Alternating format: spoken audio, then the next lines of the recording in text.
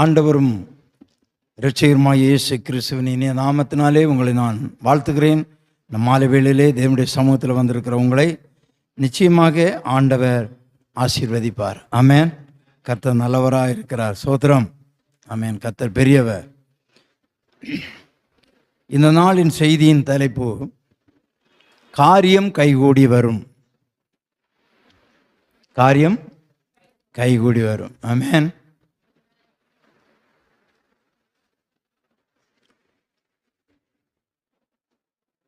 யோபின் புஸ்தகம் 22ஆம் அதிகாரம்.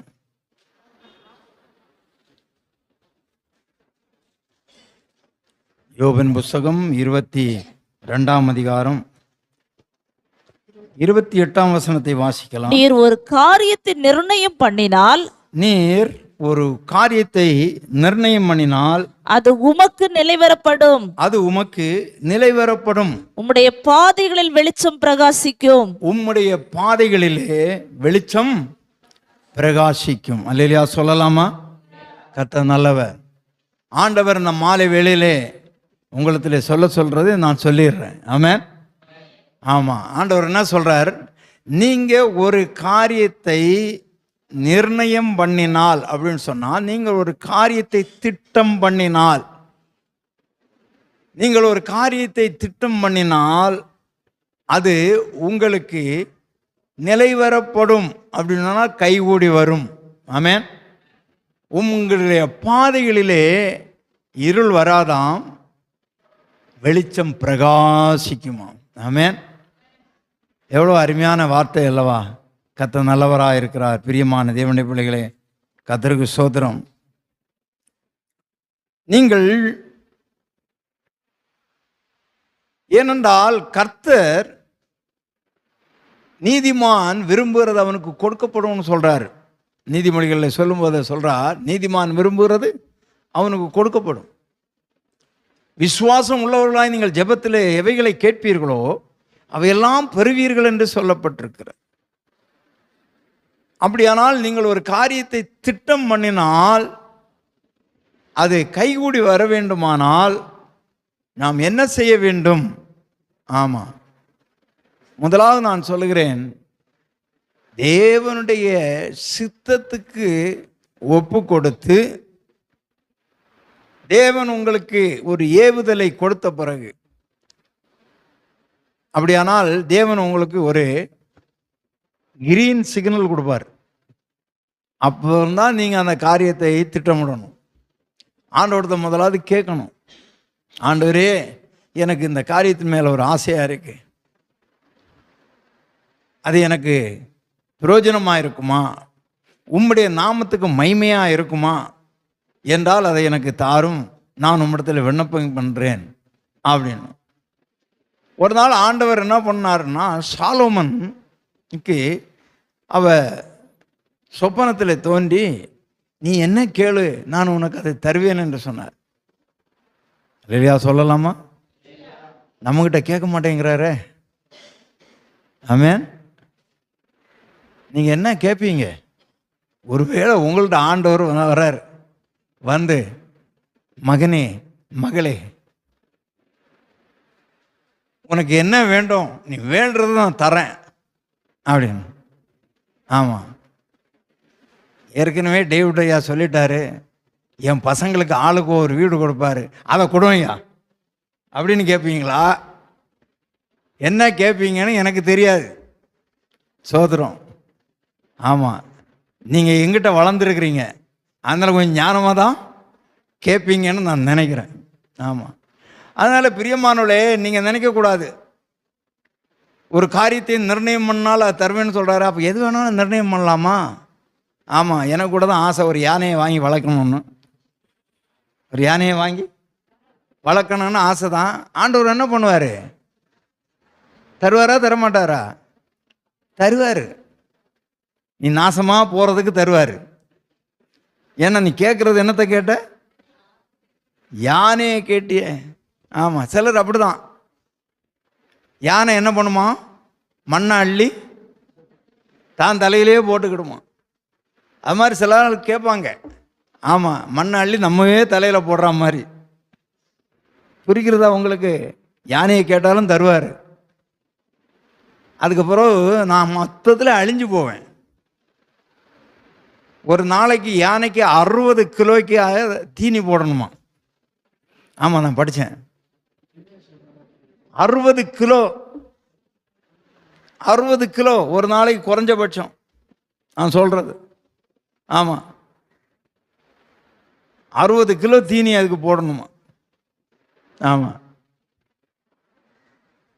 தம்பி சொல்கிறத பார்த்தாச்சுன்னா ஒரு வேலைக்கா என்னன்னு தெரில, நான் படிச்சிருக்கிறேன். 60 கிலோ தீனி அதுக்கு, அது ஒரு வேலையானுமோ தெரில. அப்போது எதான் பழமொழி சொல்லுவாங்களே, யானையை கேட்டு தீனு போட்டா மாதிரின்னு சொல்லிட்டு, முடியுமா அது? அதனால் சிலர் என்ன பண்ணுறாங்க, ஆண்டவர்கிட்ட தேவையில்லாததெல்லாம் கேட்பாங்க, அவரும் கொடுத்துருவார்,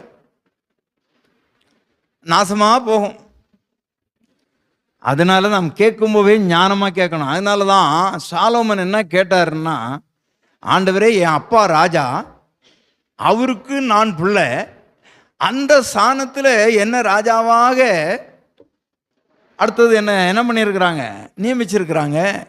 நானும் போக்குவரவு ஒன்றுமே தெரியாத சின்ன பையனாக இருக்கிறேன், எண்ணிக்கை கிடங்காத இவ்வளவு ஜனங்களை நியாயம் விசாரிக்க எனக்கு ஞானம் தாரோன்னு கேட்டான்.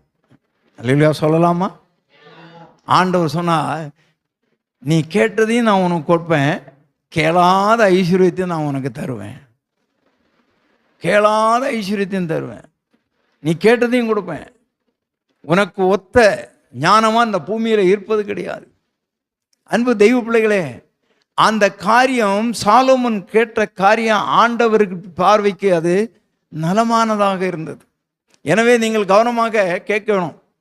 ஒரு காரியத்தை நீங்கள் நிர்ணயம் பண்ணினால், இந்த காரியத்தினாலே எனக்கு பிரயோஜனம் உண்டா, ஆண்டவர் மகிமைப்படுவாரா என்று சொல்லி நீங்கள் யோசித்து கேட்பீர்கள்னால் நிச்சயமாக நீங்கள் கேட்கிறதே ஆண்டவர் கொடுப்பார். அல்லேலூயா சொல்லலாமா? ஆமாம். நான் ஆண்டவர்கிட்ட எதையுமே கேட்டது கிடையாது. ஆனால் ஒன்றே ஒன்று கேட்டேன். என்ன கேட்டேன் தெரியுமா? நான் இப்போவும் சொல்கிறேன், நான் ஆண்டவர்கிட்ட எதையும் கேட்க, எனக்கு என்ன வேணும் என்பது நீர் அறிவீர் ஆண்டவரே, அது நீர் கொடுப்பீர். அவ்வளோதான். அதிகமாக நான் கேட்குறது, உம்முடைய வேதத்தை எடுத்து நான் போதிக்கிறதற்கு எனக்கு ஞானம் தாரும்னு தான் கேட்பேன். வேதத்தின் மகத்துவங்களை எனக்கு சொல்லித்தாங்கப்பா. வேதம் ஒரு பெரிய களஞ்சியம், அதை எனக்கு சொல்லித்தாங்கப்பா. வெளிப்பாடுகளை தாங்க, வசன வெளிப்பாடுகளை தாங்க. இதைத்தான் நான் கேட்பேன். என் சரீரத்துக்கோ என் வாழ்க்கைக்கோ எதுவும் கேட்கறதில்ல. ஒன்றே ஒன்று கேட்டேன், அதை கொடுத்தார் ஆண்டவர். அல்லேலூயா சொல்லலாமா? எதை கேட்டேன்னு சொல்லுங்கய்யா, கொஞ்சம் நாங்களும் தெரிஞ்சுக்கிறேன்னு கேட்குறீங்களா? நான் சொல்லிடுறேன். ஆமாம், நான் ஆண்டவர்கிட்ட கேட்டேன். 1976 சென்னைக்கு வந்து கம்பெனியில் ஜாயின் பண்ணி ஹெல்ப்பராக இருந்து வேலை செய்தேன். 85 நான் கேட்டேன், எனக்கென்று நீர் ஒரு சொந்த தொழிலை கொடுப்பீரானால் நான் உம்முடைய ஊழியத்தை எந்த நேரம் வேணாலும் வந்து செய்வேன் ஆண்டவரே என்று சொல்லி கேட்டேன். இது ஒன்று தான் கேட்டேன். அல்லேலூயா சொல்லலாமா? அது ஒன்று தான் கேட்டேன் ஆண்டவர்கிட்ட. எனக்கென்று ஒரு சொந்த தொழிலை கொடுப்பீரானால் நான் யார் இடத்துலையும் போய் பெர்மிஷன் வாங்க வேண்டிய அவசியமே இல்லை. ஏனென்றால் ஞாயிற்றுக்கிழமை வேலைக்கு போய் தான் ஆக வேண்டும் என்று என்னை கட்டாயப்படுத்தின நாட்கள் உண்டு. ஆனாலும் நான் ஆண்டவருக்காக வைராக்கியம் பாராட்டினபடினாலே அந்த ஓனர் எனக்கு மட்டும் பெர்மிஷன் கொடுப்பார். சரிப்பா, அவனை தொந்தரவு பண்ணாதுங்க, அவன் ஞாயிற்றுக்கிழமை சர்ச்சுக்கு போகிறவன் அப்படின்னு சொன்னார். அப்போ நான் ஆண்டவர்கிட்ட கேட்டேன், ஆண்டவரே எனக்கென்று ஒரு சொந்த தொழிலை கொடுப்பீரானால் நான் யார் இடத்துலையும் பெர்மிஷன் வாங்க வேண்டியது அவசியமே இல்லை, உம்மிடத்தில் சொல்லிட்டு நான் வந்துட்டே இருப்பேன் உம்முடைய ஊழியத்துக்கு என்று. ஆண்டவர் செய்தார். 85 அந்த ஜெபத்தை கேட்டு எனக்கு ஆண்டவர் அருள் பண்ணினார். இப்பொழுது 2025 ஆகிவிட்டது. இதுவரையிலும் நான் கேட்ட ஜெபத்தின்படி நான் செய்து கொண்டிருக்கிறேன். அல்லேலூயா சொல்லலாமா? கேட்பதை கொடுப்பார். ஒரு கேட்டால் அது நிர்ணயம் பண்ணினால் அது உனக்கு நிலைவரப்படும். உன் பாதையில் வெளிச்சம் பிரகாசிக்கும். அது தேவனுடைய சித்தத்தின்படி நாம் கேட்க வேண்டும். அல்லேலூயா சொல்லலாமா? கர்த்தர் பெரியவராயிருக்கிறார். பிரியமான தேவனுடைய பிள்ளைகளே, 2 நாளாகமம் புஸ்தகம் 14ஆம் அதிகாரம் 7ஆம் வசனத்தை வாசிக்கலாம். 2 நாளாகமம் புஸ்தகம் 14:7. அவன் யூதாவை நோக்கி, அவர் யூதாவை நோக்கி, தேசம் நமக்கு முன்பாக அமர்ந்திருக்கையில், தேசம் நமக்கு முன்பாக அமர்ந்து இருக்கையில், நாம் இந்த பட்டணங்களை கட்டி, நாம் இந்த பட்டணத்தை கட்டி, அவைகளுக்கு அலங்கங்கள், அவைகளுக்கு மதில் சுவர்கள், அதான் அலங்கங்கள், கோபுரங்கள், கோபுரங்கள், வாசல்கள் உண்டு பண்ணி, வாசல்களை உண்டு பண்ணி, தாழ்பால் போட்டு பலப்படுத்துவோமாக நம்முடைய தேவனாகிய கர்த்தரை தேடினோம். நம்முடைய தேவனாகிய கர்த்தரை தேடினோம். தேடின பொழுது சுற்றிலும் நமக்கு இளைப்பாறுதலை கட்டளையிட்டார் என்றார். அப்படியே கட்டினார்கள். அவர்களுக்கு காரியம் வாய்த்தது. அல்லேலூயா சொல்லலாமா? உங்கள் காரியம் வாய்க்க வேண்டுமானால் நீங்கள் என்ன பண்ணணும்? கர்த்தரை தேடின போது, நாங்கள் நம்முடைய தேவனாகிய கர்த்தரை தேடின போது சுற்றப்புறத்தாரிடத்திலிருந்து எங்களுக்கு எந்த யுத்தமும் வராதபடி நல்ல ஒரு இளைப்பாறுதலை ஆண்டவர் தந்தார். அதனாலே நாங்கள் பட்டணங்களை கட்டினோம், அலங்கத்தை கட்டினோம், காம்பவுண்ட் சுவரை கட்டினோம், கோபுரம், வாட்ச் டவர். நீங்கள் போனீங்களா தெரியும், புழல் ஜெயிலில் அப்படி போகும்போது பார்த்தீங்கன்னா பெரிய டவர் இருக்கும், அதில் துப்பாக்கி வச்சுட்டு இருப்போம் போலீஸ்காரன், அதெல்லாம் வாட்ச் டவர்.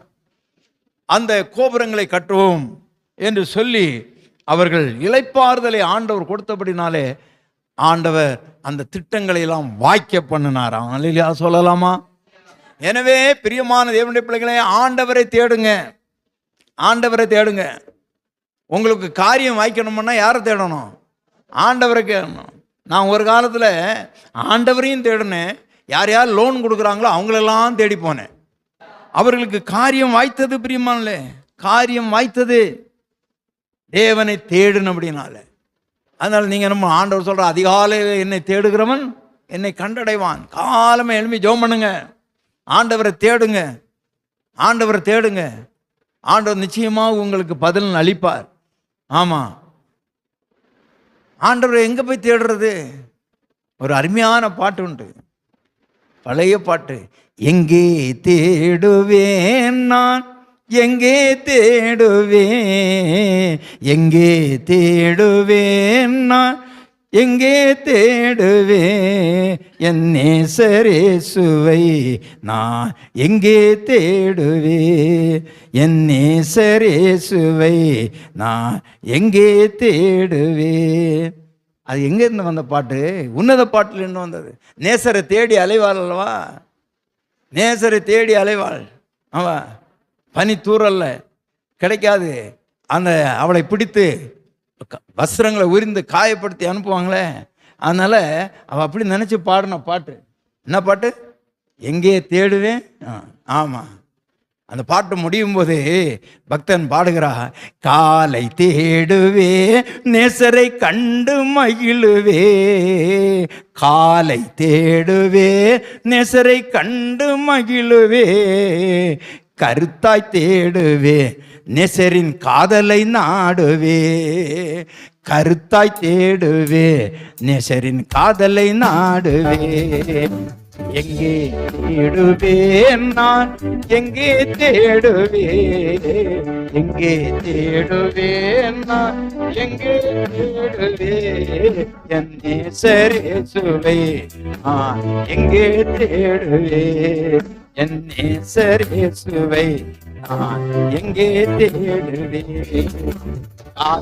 மரங்கள் நேச கிச்சிலி மரம் போலா, காட்டு மரங்களுள் நேச கிச்சிலி மரம் போலா, கமலரும் மலர்களுள் நேச கன்னிகை லீலியா, கமலும் மலர்களுள் நேச கன்னிகை லீலியா. எங்கே தேடுவேன் நான், எங்கே தேடுவேன் எங்கே தேடுவேன் நான், எங்கே தேடுவேன் என் நேசரேசுவை நான், எங்கே தேடுவேன் என் நேசரேசுவை நான், எங்கே தேடுவேன். அருமையான பாடல்கள். அதிகாலையில் உட்காந்து பாடினா அப்படியே பனி காலையில் அந்த பனி வந்து எர்மோன் மலையின் மேலே வந்து இறங்குறது போல என் மேலே வந்து இறங்கும் பிரியமானது. அல்லேலூயா சொல்லலாமா? ஆமாம். அன்பு தெய்வ பிள்ளைகளே, அந்த உன்னத பாட்டு 2ஆம் அதிகாரத்தில் சொல்லப்பட்டிருக்கும், என் நேசர் எப்படி ஏற்பட்டவராம், கிச்சிலி மரம் போல இருக்கிறாராம். அதான் அங்கே வர்ணிச்சு பாடுறா, நேசரை எங்கே தேடுவேன் என்று. அல்லேலூயா சொல்லலாமா? எனவே ஆண்டவரை அதிகாலையில் தேடுங்க. சோத்திரம். ஏசாயா 55:11 வாசிக்கலாம். அப்படியே என் வாயிலிருந்து புறப்படும் வசனமும் இருக்கும், வாயிலிருந்து புறப்படும் வசனமும் இருக்கும், அது வெறுமையாய் என்னிடத்திலே திரும்பாமல் அது நான் விரும்புகிறதை செய்து, அது நான் விரும்புகிறதை செய்து நான் அதை அனுப்பின காரியமாகும்படி வாய்க்கும், அதை அனுப்பின காரியம் ஆகும்படி வாய்க்கும். எனவே ஆண்டவர் ஒரு வார்த்தை சொல்லிட்டாரானால் நமக்கு அது நடக்கும். அப்ப ஆண்டவர் சொல்லணும், ஆண்டவரே.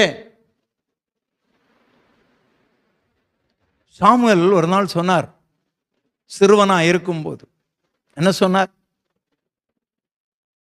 கர்த்தாவே சொல்லும், அடியேன் கேட்கிறேன்.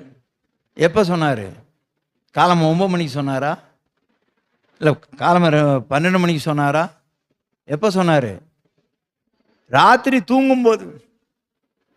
அவன் தூக்கத்தில் எழும்பி ஐயாவை எழுப்புறான், ஐயா கூப்பிட்டீங்களா ஐயான்னு. இல்லைப்பா நான் கூப்பிடலை, போய் படுத்திக்கோ. கொஞ்ச நேரம் பொறுத்து திரும்பவும் ஆண்டவர் கூப்பிடுவார், சாமுவேலே சாமுவேலே. திரும்பவும் போகிறான், ஐயா கூப்பிட்டீங்களா? இல்லையப்பா. சொல்லிட்டு ஏலி அவர் ஊழியக்காரராச்சே, ஆசாரியன், அவருக்கு ஞாபகம் வந்து, ஓ ஆண்டவர் பிள்ளையாண்டான்னு கூப்பிட்டுருக்கிறாரு, நான் கூப்பிடல. 2 முறை வந்து என்ன தட்டி கூப்பிடுறான். அப்போது இது யாரு தான் சத்தம்? ஆண்டவர் சத்தம். அவன் சொல்கிறாரு, ஏலி சொல்கிறாரு, ஏப்பா போய் படுத்திக்கோ. இனி ஒரு முறை அந்த சத்தம் கேட்டுச்சேன்னா என்ன சொல்லு? கர்த்தாவே சொல்லும், அடியேன் கேட்குறேன்னு சொல்லப்பா அப்படின்னு. ஆமாம், அவர் சொன்னதை நீங்கள் கேட்டீங்களன்னா, ஏலி கேட்டார் சொல்லிட்டான், செத்துருப்பான். என்ன சொன்னார்? முதல் தீர்க்க தரிசன வார்த்தை சாமுவேல் அதைத்தான் இருக்கும் சொன்னது. அந்த சரித்திரத்தில் படிங்க, நான் தான் சொல்கிறேன். தம்பி சொன்னார், உங்களுக்கு சொன்னார் வேதத்தில் எத்தனை அதிகாரம் எத்தனை வசனம். ஆமாம், வேதாமத்தில் மொத்தம் 66 புஸ்தகம், 1189 அதிகாரம், 31,175 வசனம், 8,10,697 வார்த்தைகள், 35,86,480 எழுத்துக்கள். இதெல்லாம் என்ன பண்ணணும்? நீங்க படிக்கணும். தம்பி சொன்னாரு, படிச்சு முடியுங்க. கவனமா படிக்கணும். பிரியமான தேவனுடைய பிள்ளைகளே, ஆண்டவர் ஒரு வார்த்தையை அனுப்பினார் என்றால் அது என்ன ஆகும்? நிறைவேறும். அது வெறுமையாக போகாது. அவர் சொல்றாரு, மாறி என்பது மழை, உறைந்த மழையும் பனி ரெண்டுமே வானத்திலிருந்து இறங்கி அப்படியே அங்கே போகாதபடி பூமியை நனைத்து அது முளை கிளம்ப பண்ணி விதைக்கிறவனுக்கு விதையும் அறுக்கிறவனுக்கு ஆகார புசிக்கிறவனுக்கு ஆகாரத்தையும் அது கொடுக்கிறது. எப்படியோ என் வாயிலிருந்து புறப்படுற வார்த்தை அது முளைத்து பலன் கொடுத்து கனி கொடுக்கிறதாக மாறும்னு சொல்றாரு. அதனால் ஆண்டவர் ஒரு வார்த்தையை சொன்னாருன்னா அது நிறைவேறாமல் போகாது. அல்லேலூயா சொல்லலாமா? ஆமேன். அன்பு தெய்வ பிள்ளைகளே, எனவே அவர்கள் தேடின போது ஆண்டவர் அவர்களுக்கு இளைப்பாறுதலை கொடுத்தார், அவர்களுக்கு காரியம் வாய்த்தது. பிரியமான தேவனுடைய பிள்ளைகளே, கர்த்தர் நல்லவராக இருக்கிறார். எரேமியா 10:21 வாசியுங்கள். எரேமியா 10:21. மேய்ப்பர்கள் மிருக குணம் உள்ளவர்களாகி, இங்க பாருங்க, மேய்ப்பர்கள் என்ன பண்றாங்களாம்? மிருக குணம் உள்ளவர்களாகி கர்த்தரை தேடாமற் போனார்கள். கர்த்தரை தேடாமல் போனார்கள்.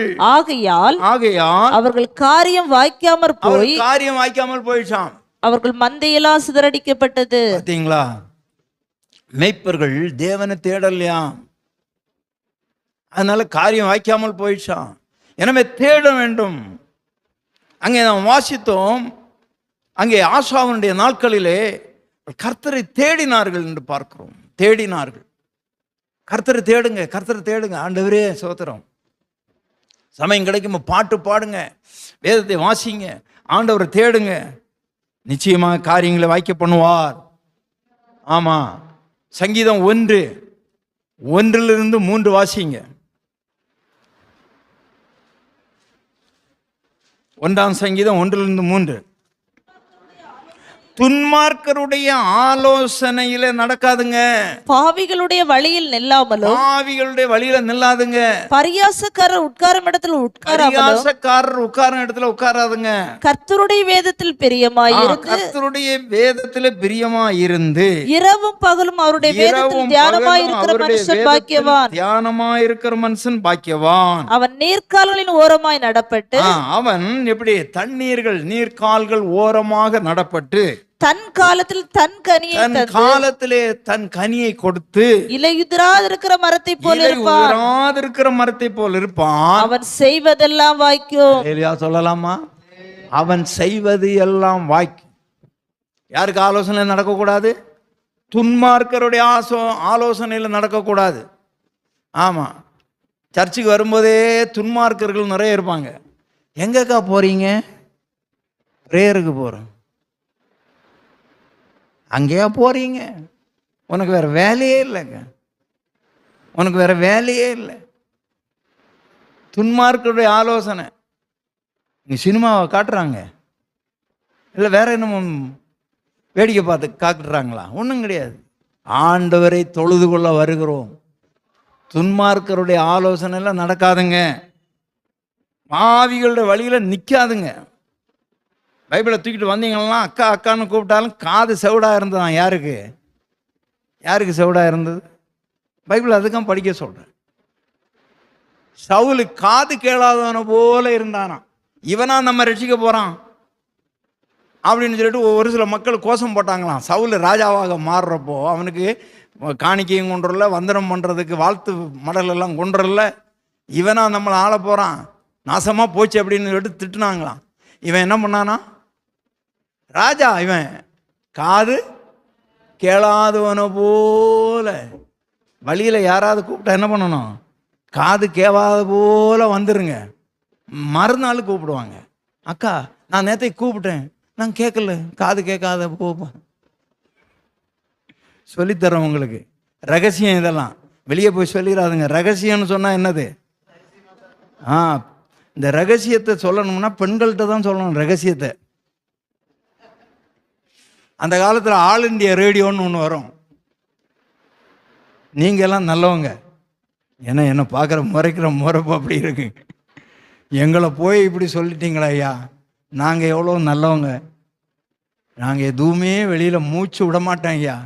துன்மார்க்கருடைய ஆலோசனையில் நடவாமல்,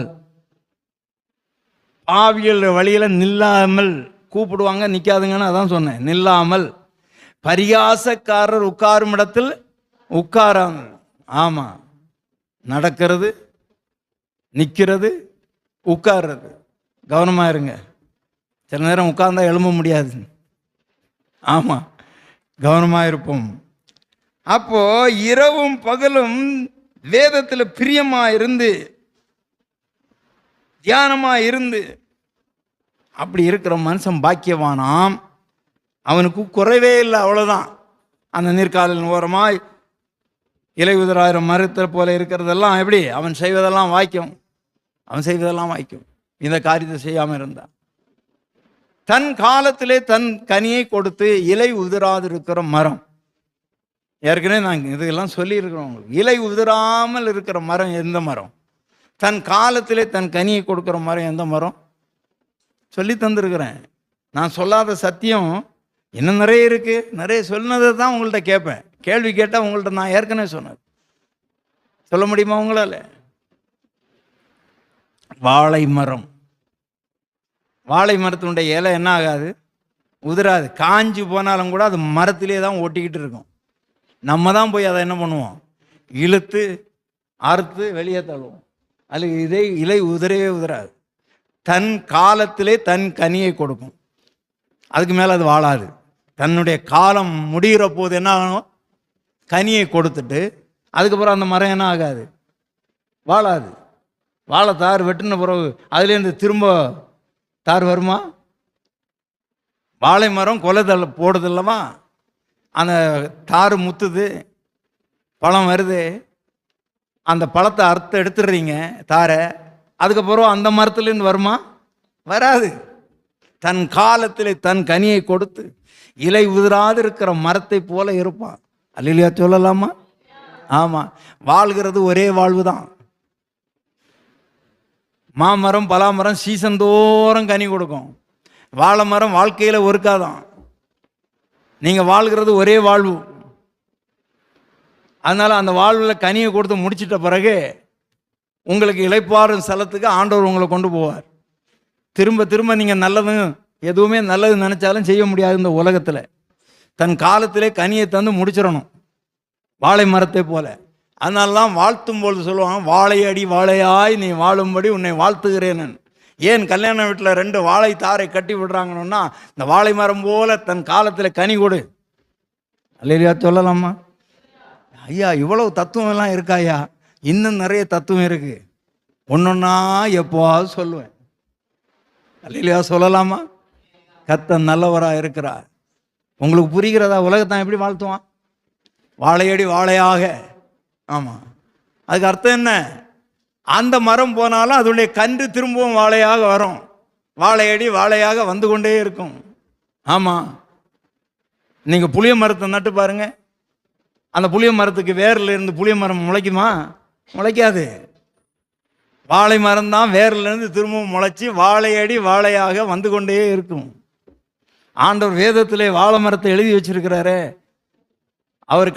அவர் எழுதி வச்சதை என் கண் காணவும் இல்லை, காது கேட்கவும் இல்லை, இருதயத்தில் தோன்றவும் இல்லை. யாருக்கு? உங்களுக்கு தான். எனக்கு தோன்றினால தான் நான் சொல்கிறேன். உங்களை ஆசீர்வதிப்பார். 2 நாளாகமும் 26:5 வாசிங்க. 2 நாளாகமும் 26:5.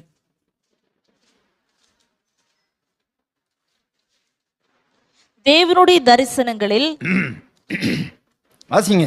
புத்திமானாய் இருந்த சகரியாவின் நாட்களிலே தேவனை தேட மனதிணங்கி இருந்தான்.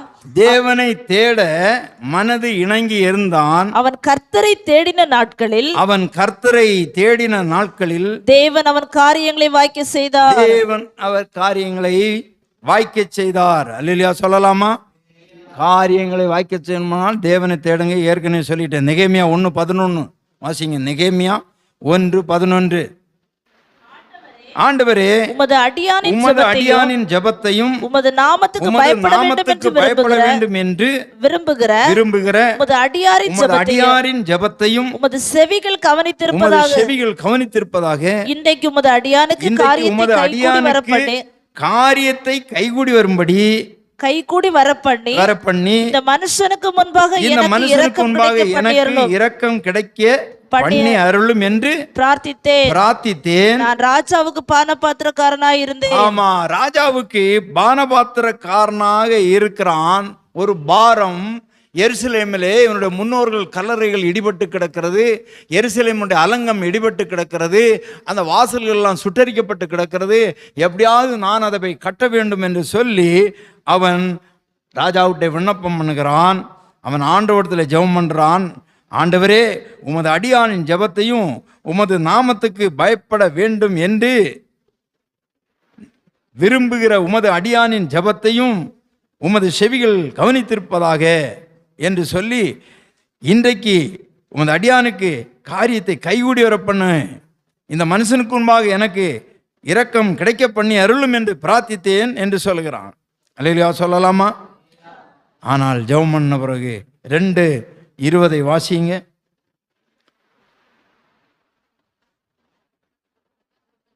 அதற்கு நான் மறுமொழியாக, பரலோகத்தின் தேவனானவர் எங்களுக்கு காரியத்தை கைகூடி வர பண்ணுவார்.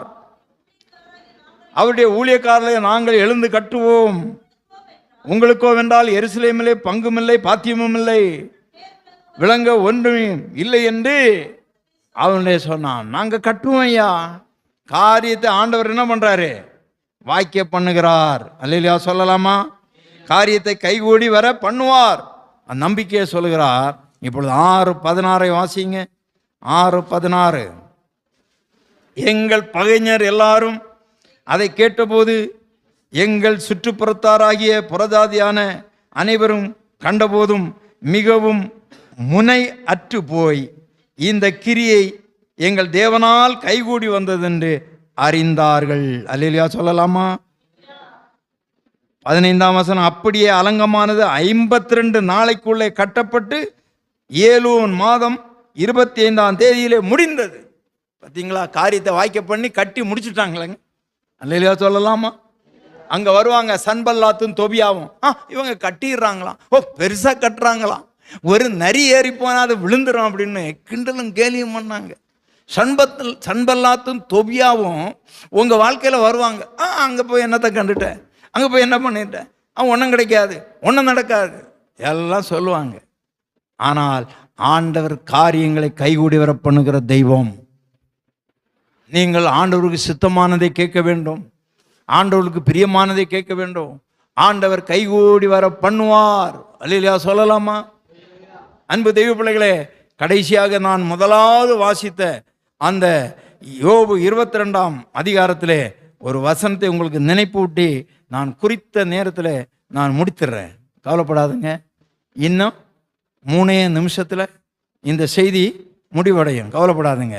நான் கரெக்ட் டைமில் முடிச்சிடுவேன். உங்களை ரொம்ப நேரம் உட்கார வைக்க மாட்டேன். கவலைப்படாதுங்க. 22ஆம் அதிகாரம் 21ஆம் வசனத்தை வாசிங்க. நீர் அவரோட பழகி. நீங்க அவரோட பழகணும். யாரோட பழகணும்? நீங்க அவரோட பழகி. இன்னுங்க சொல்றாரு யாரோட? தேவனோட பழகணும். யாரோட பழகணும்? ஆண்டவரோட பழகணும். நீங்க பழகிறதெல்லாம் ஆண்டவரை விட்டுட்டு மற்றவங்களோட பழகினா அவங்க எங்க உங்களை கொண்டு போய் என்ன பண்ணுவாங்க? குருடனுக்கு குருடன் வழிகாட்டினா 2 பேரும் சேர்ந்து எங்க விடுவாங்களாம்? ஆமா, அப்படிதான் கொண்டு போய் விட்டுருவாங்க. அந்த இவர் போனார் எலியேசரு. யாருக்கு பொண்ணு பார்க்க போனார்? உங்கள்கிட்ட தான் கேள்வி கேட்டு உங்களை ஈசாக்கு பொண்ணு பார்க்க போறாரு. ஆமா, போகும்போது ஜெபம் பண்றாரு. ஆண்டவரே என்னை நேர் வழியாக கொண்டு போய் எந்த ஒரு பொண்ணை பார்க்குறனோ நான் ஒரு கணத்தண்டை போய் நிற்பேன் ஐயா. எந்த பொண்ணு தண்ணி எடுக்க வராளோ அவள்கிட்ட கொஞ்சம் குடிக்க தண்ணி தாமான்னு கேட்பேன். நான் குடித்த பிறகு என் ஒட்டகத்துக்கும் கொஞ்சம் குடமான்னு கேட்பேன். ஒன்றும் சொல்லாமல் மொண்டு ஊற்றின பொம்பளையே தான் நான் என்ன பண்ணுவேன்? அந்த பொண்ணை தான் என் எஜமானுடையக்கு மகனுக்கு மனைவியாக கொண்டு வருவேன். கூகுள் மேப்பு போட்டால் போனார். அவன் போனான். அப்பா ஒரு துறவை பார்த்தாங்க. 10 ஒட்டகம் ஒன்று பின்னால் ஒன்றா வந்து நிற்குது. ஒரு ஒட்டகம் எத்தனை டம்ளர் இல்லை குடம் தண்ணி குடிக்கும்? குறைஞ்சபட்சம் போடுங்க 10 குடம். அது 6 மாதத்துக்கு சேர்த்தே வச்சுக்கணும். அதுக்கு வயிற்றுக்குள்ளால ஒரு பெரிய பையே இருக்கு. அங்கே ஒருத்தி வந்தா. அவள் கொலுசு போட்டுட்டு ஜலுக்குன்னு வந்தாலோ இல்லை கொலுசு போடாமல் வந்தாலும் நமக்கு தெரியாது. அப்பா ஒரு பொண்ணு வர்றா, மகாரூபவதியாக இருக்கிறாவா. எப்படி இருந்தாலும் மகாரூபவதி பொண்ணு வந்தாங்க. எப்படி இருந்தா? தேவதை மாதிரி இருந்தாங்க. நம்ம ஒரு பாசையில் தண்ணியை இறங்கி கபகபன்னு குடத்தில் வச்சுட்டு மேலே வந்தான். இவன் போனான். அம்மா கொஞ்சம் தண்ணி கூடம்மான். குடியும் ஐயா கொடுத்தா. புரிகிறதா? நம்ம ஒரு பொண்ணுங்களாகன்னா மேலையும் கீழையும் பார்த்துருப்பா.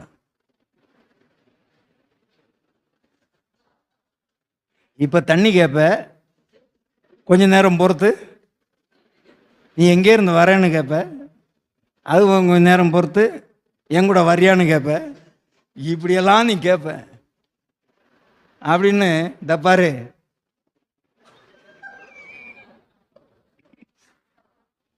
கழட்டி காமிச்சிருப்பாங்க. புண்ணியவதி யாரு? யாரு? ரெபேக்கா. இந்த புண்ணியவதி ரெபேக்கா நல்லா கவனிக்கணுங்க. ஆண்டவருடைய நடத்தல் நல்லா கவனிக்கணும். இவன் என்ன சொல்லிட்டு போனாங்க? எனக்கும் தண்ணி கொடுக்கணும், என் ஒட்டகங்களுக்கும் கொடுக்கணும், அந்த பொண்ணு தான். இவருக்கு தான் கேட்டாருங்க. சத்தியமாக சொல்கிறேன், நான் போய் சொல்லலை, வேணும்னா இந்த வேதத்தில் பாருங்கள், 24ஆம் அதிகாரம்னு நினைக்கிறேன், ஆதியாகமத்தில். அங்கே அந்த ஐயா என்ன கேட்டார்? எலியேசர், எம்மா குடிக்க கொஞ்சம் தண்ணி கொடுக்கும். அந்த பொண்ணு என்ன பண்ணிச்சு தெரியுமா? கடகடன்னு இடுப்பில் இருந்து தோளில் இருந்துன்னு நான் நினைக்கிறேன்.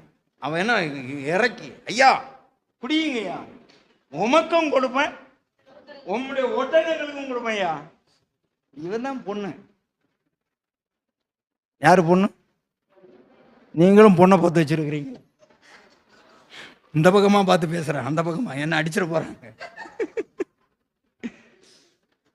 ஏமா ஒரு பக்கெட் தண்ணி நல்லா தானே இருக்கிற, நான் உமக்கும் கொடுப்பேன், உன் ஒட்டகத்துக்கும் கொடுப்பேன் ஐயா. அவர் சொல்றார், காரியத்தை யார் ஆண்டவர் வாய்க்க பண்ணாரு? கூகுள் மேப்பு போட்டா போனாரு. அதுக்கு தான் சொல்ல வந்தேன் இந்த கதையை. ஆண்டவர்கிட்ட ஜெபம் பண்ணிட்டு போங்க, எல்லா காரியமும் வாய்க்கும். ஆண்டவர் எல்லாத்தையும் வாய்க்க பண்ணுவார்.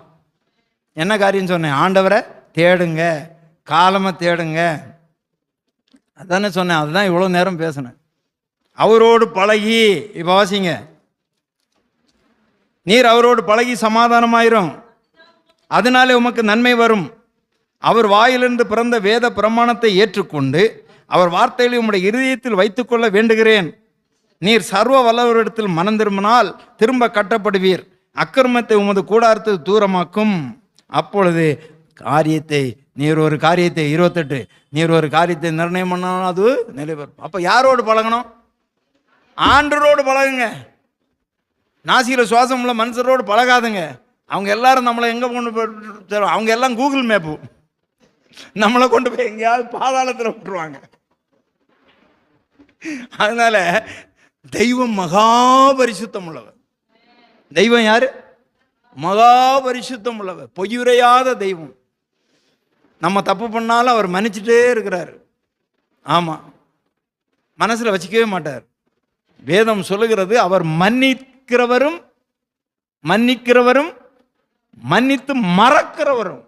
மன்னிப்பார், மறந்துடுவார். ஆமாம், நான் சின்ன பையனாக இருக்கும்போது என்னென்ன பேசணும்னு எல்லாம் ஆண்டவர்கிட்ட அறிக்கையிட்டான், அவர் மன்னிச்சுட்டார், அவர் மறந்துட்டார். ஆனால் நான் மறக்கலை. நம்ம எல்லாம் மன்னிப்போம், மறக்க மாட்டோம். அதனால உங்களுடைய காரியங்கள் எல்லாம் ஆண்டவர் வாய்க்க பண்ணுவார். ஜெபிக்கலாம். பரலோக பிதாவே, உமக்கு கோடா கோடி ஸ்தோத்திரம். உம்முடைய வார்த்தையை நாங்கள் பிள்ளைகளுக்கு சொல்லி இருக்கிறோம். நீர் சொன்ன வார்த்தை ஆண்டவரே, ஒரு காரியத்தை நிர்ணயம் பண்ணால் அது நிலைவரப்படும், உம்முடைய பாதையிலே வெளிச்சம் பிரகாசிக்கும் என்று. ஆமாம் ஆண்டவரே, ஆசா உம்மை தேடின போது தேசத்தில் அமைதி, சமாதானம், அவர் நல்ல காரியங்களை செய்யும்படியாக காரியம் வாய்த்தது. நெகேமியா ஆண்டவர் உம்மை தேடி உம்மிடத்தில் விண்ணப்பம் பண்ணி கேட்டபோது அவனுக்கு காரியத்தை வாய்க்க பண்ணினீர். 52 நாளிலேயே இடிந்து போன அலங்கத்தை கட்டி முடிக்க தேவன் அவனுக்கு கிருபை பாட்டினார். துன்மார்க்கருடைய ஆலோசனை வேண்டாம், பாவிகளுடைய வழியில வேண்டாம், நிற்க வேண்டாம், பரியாசக்காரர் உட்கார இடத்துல உட்காரக்கூடாதப்பா.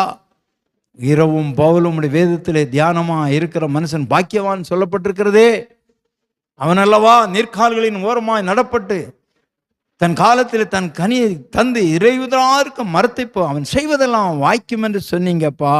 உம்முடைய வசனத்தின்படி நாங்கள் வாழ எங்களுக்கு அனுக்கிரகம் பாராட்டும். பிள்ளைகளை ஆசீர்வதியும். வரிக்காக எங்களை ஆயத்தப்படுத்தும். இயேசுவின் ஜெபிக்கிறேன் பிதாவே, ஆமென். என் ஆத்துமாவே கர்த்தரை சோதரி, என் முழுவதுமே அவருடைய பரிசுத்த நாமத்தை சோதரி. என் ஆத்துமாவே கர்த்தரை சோதரி, கர்த்தர் செய்த சகல உபகாரங்களையும் மறவாதே. ஆமென். நம்முடைய கர்த்தராகிய இயேசு கிறிஸ்துவின் கிருபை, பிதாவாகிய தேவனுடைய அன்பு, பரிசுத்த ஆவியான அன்னைக்கும் ஐக்கியம், பராமரிப்பும் பாதுகாப்பு நம் மனிதரோடு சகல பரிசுத்தவான் இன்று என்றும் ஆண்டோட வருகை மட்டும் தங்கி இருப்பதாக. ஆமென்.